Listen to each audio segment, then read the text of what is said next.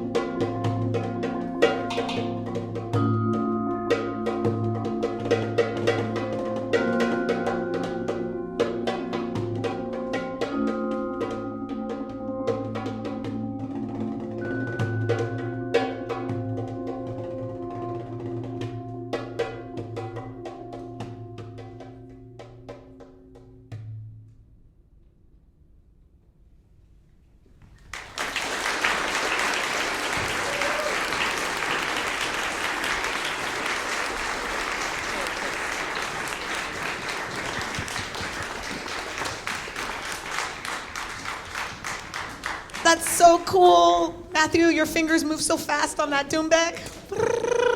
That's awesome.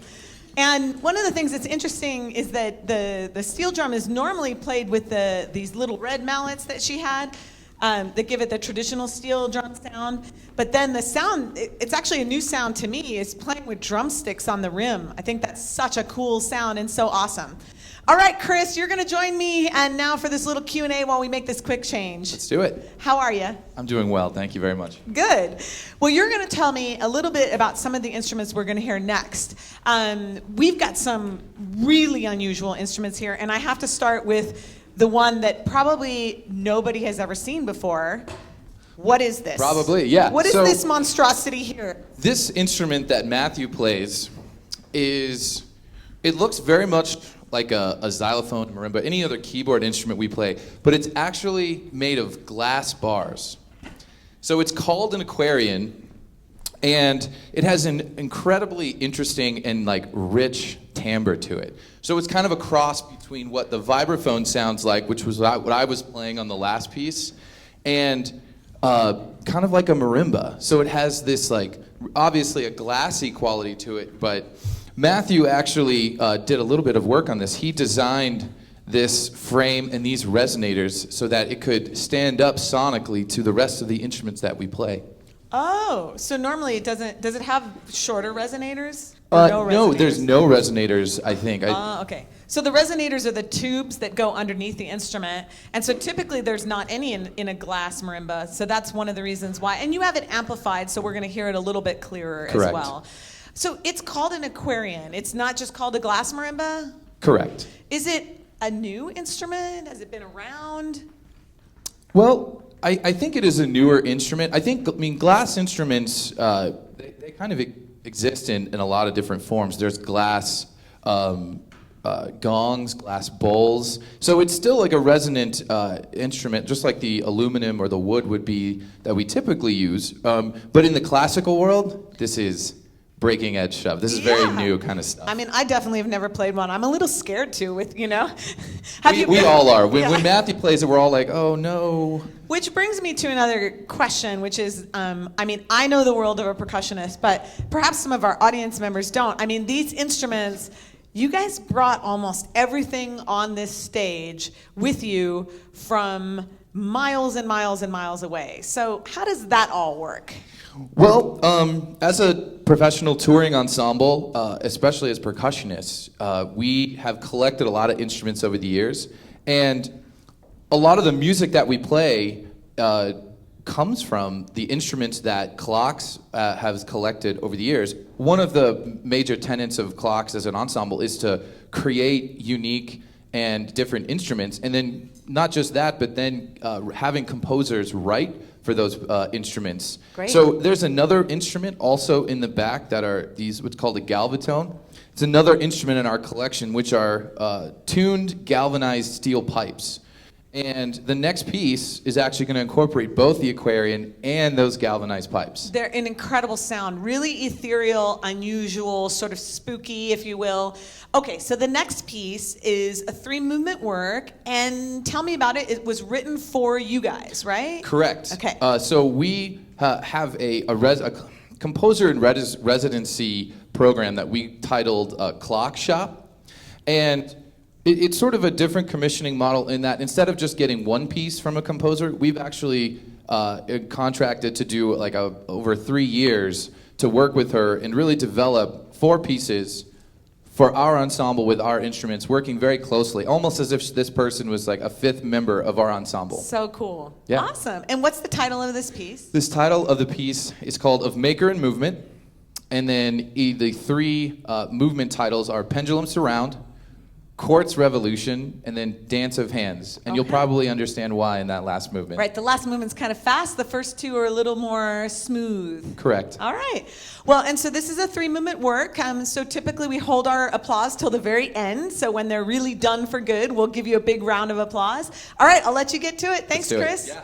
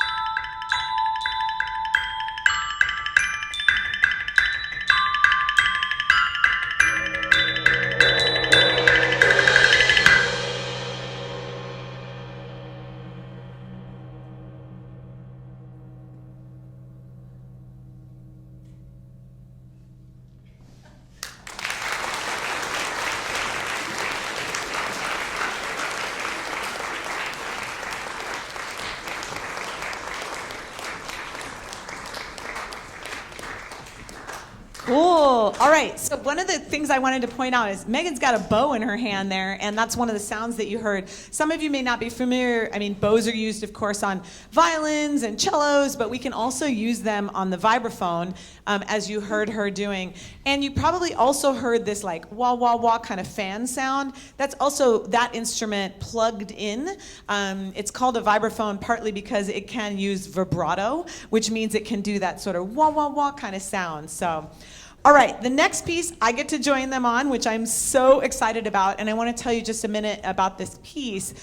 This piece is called In the Fire of Conflict, and it uses electronics, so it's completely different than any of the other pieces on the program. When we work with electronics, it's really cool and interesting and because we all will wear body packs and be listening for different cues in our ear as we play along to what you're hearing.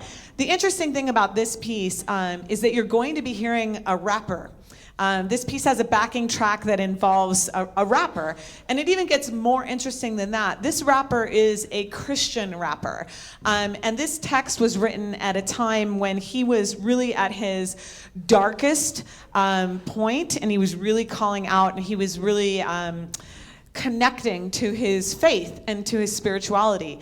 It's a very powerful, somewhat dark piece, but it also has this great intensity where he sort of relies on his faith. So there are two movements. One is called Rescue Me, and I'm just going to read you the text for these. And the second movement, by the way, is called I Call Your Name. So the text is, and it is, really fascinating. Imagine him writing that. You'll hear bits and pieces of it throughout. I can't smoke this away. I can't ease this pain. It's dark. I can't see my hands in front of my face. I turn around to face this invisible crowd. Been stuck in one place for too long. Can't move on. All these places and faces erase the friend in me. Now I'm on my knees. Lord, please rescue me. That's the text for the first movement. The second movement is, I can't see, it's dark. I see a flame spark. I can't think. All I hear is dogs barking. I can't take the conflict. I can't take the violence. I can't take this blasphemy. I can't see, it's dark. I see a flame spark. I can't think. All I hear is these dogs. They're barking and digging for my soul. Onto destruction I fall. For me, they set this trap along this dark path. Confusion and persecution. Nothing left to luck, I ask. Out of the belly of this flame, I call your name. In the fire of conflict, I call your name. So that's the text for the piece, and it looks like we're getting pretty close. We have a couple of interesting sounds. There's a thunder sheet here. That's a sheet of metal that's meant to sound like thunder. There's a lion's roar back there, which is a sound. It's a drum that we have a string in it, and when we pull it, it goes like roar like a lion. And yeah. Okay.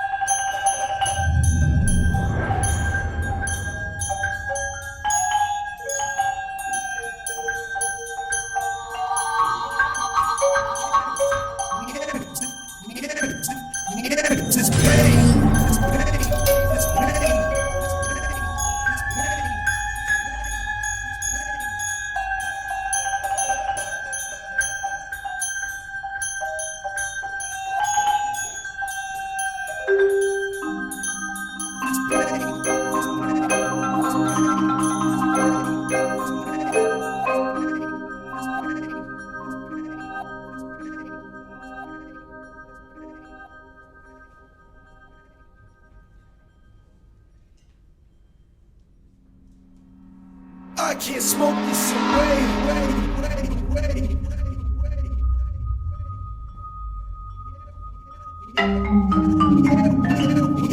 I can't smoke this away.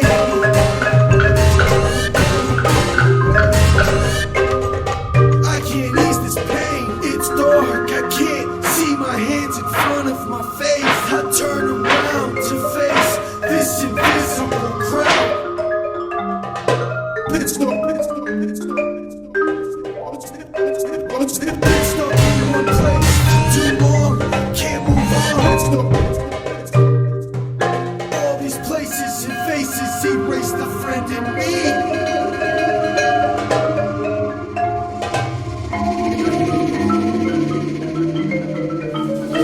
Now I'm on my knees, Lord, please rescue me.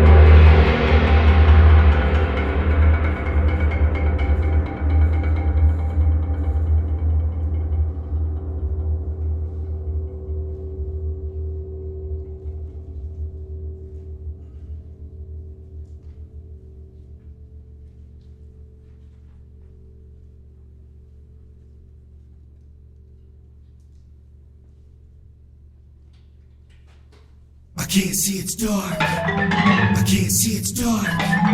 It's dark. I see a flame spark.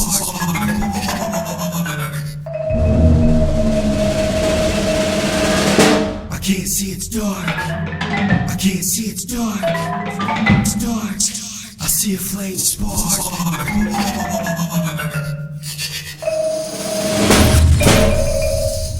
I can't think. I can't think. I can't think. All I hear is dogs barking. I can't think. I can't think. I can't think. I can't take the conflict. I can't take the violence.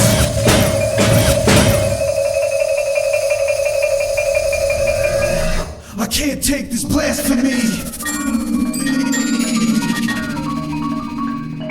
I can't take the conflict. I can't take the violence.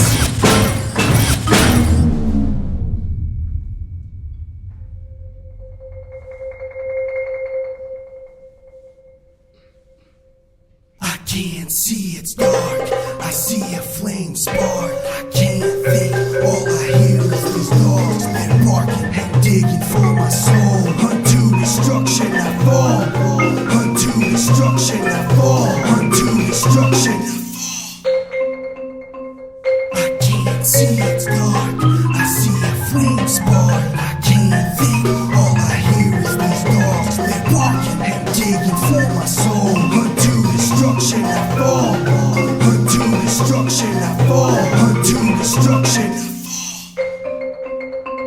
For me, they set this trash along this dark path. Confusion and persecution, nothing left to lack. I ask, out the belly of these flames, I call your name.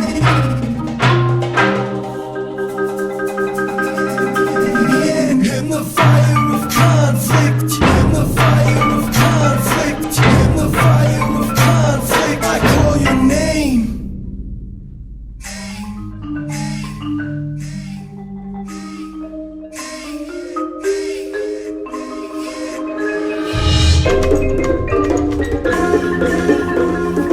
In the fire of conflict,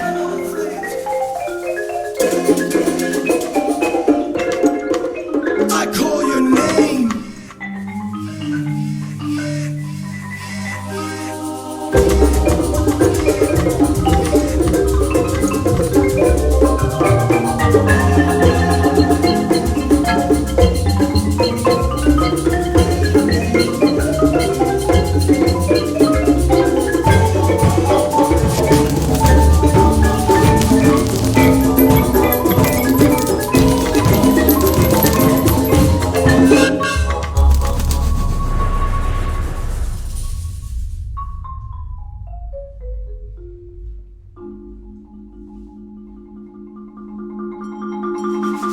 In the fire of conflict,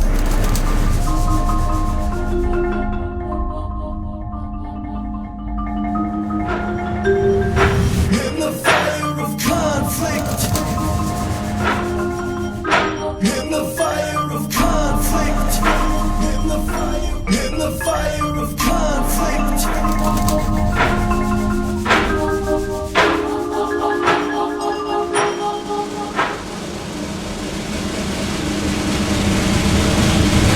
I call your name.